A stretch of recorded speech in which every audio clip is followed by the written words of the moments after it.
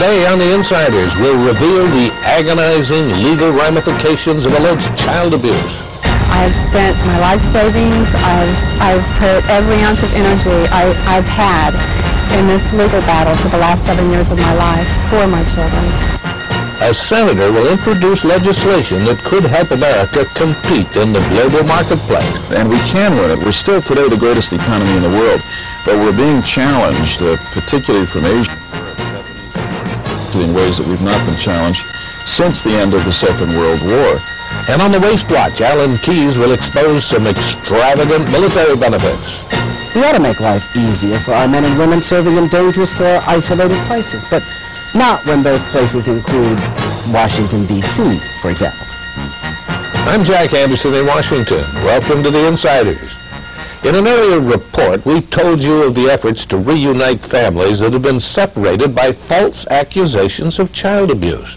Today, we'll tell the story of one Kansas woman who fought all the way to the United States Supreme Court for justice. Naomi Balvay has the story. Elisa Cosgrove is one of thousands of parents who have had their parental rights severed by state social services as a result of child abuse proceedings. The determination to remove children from the home rests solely with the social service departments. No due process is afforded the accused, and no jury hears evidence in making a decision to put children in foster care. In the state of Kansas, a child can be kept away from its parents till the age of 21 years old. The interesting thing about my case is even though my ex-husband came forth and told the courts that he lied, it doesn't really matter. They've already reached the conclusion in their mind that I'm guilty, even though I've been totally exonerated and proven innocent. I believe that if the Supreme Court rules favorably in this case, that it will have a tremendous impact nationwide in child abuse cases. First of all, in their outcome, because we will have impartial juries listening to the evidence and determining the facts and the outcome, rather than individual judges who, for one reason or another, may have particular prejudices against the individual. As in Ms. Cosgrove's case, the judge certainly was prejudiced against her personally. I think it will ultimately then lead to changes in the state procedures, and it will require a great deal of accountability in the states in severing parental rights. Our inside sources confirm reports of investigations into Kansas Social Services actions in such cases, as well as the skyrocketing cost of this system to taxpayers. In addition, the judge who severed Cosgrove's parental rights is no longer chief of staff in the agency's legal department.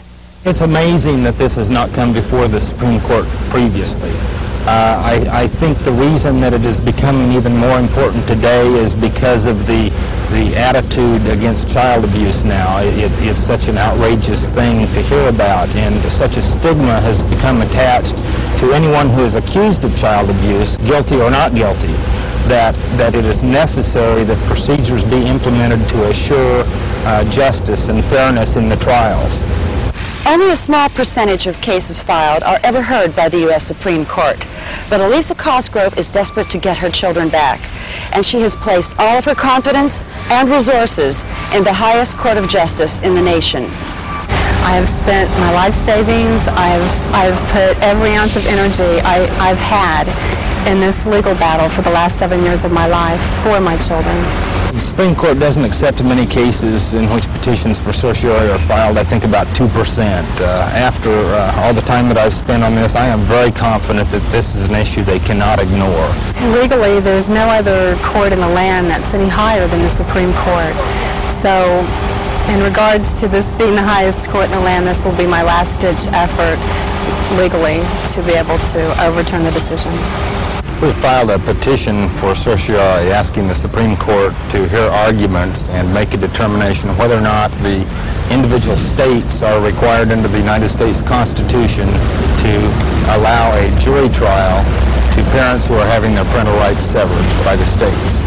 Many state social service departments have come under attack for failure to handle child abuse cases with appropriate action. While some children are apparently wrongfully taken from their homes, others are left in abusive homes far too long. Reports of children dying at the hands of an abusive parent are not uncommon.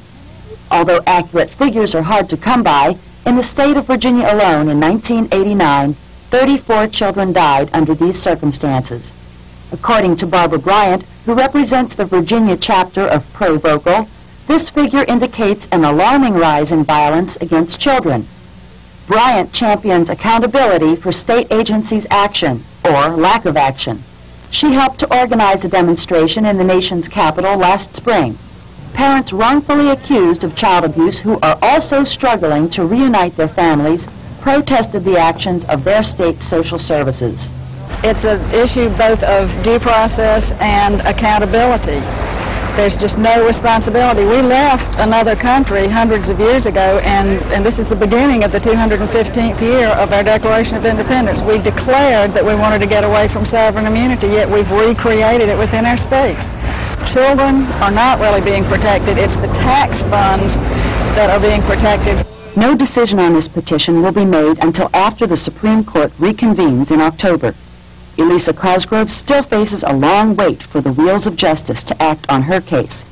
And before it's all over, it could be another year or two before she can be reunited with her children. Can she withstand this final wait for justice? Whatever's necessary. Whatever's necessary. For The Insiders, this is Naomi Balve. Thank you, Naomi. Coming up, Dale Van Anna with another exclusive story. Stay tuned.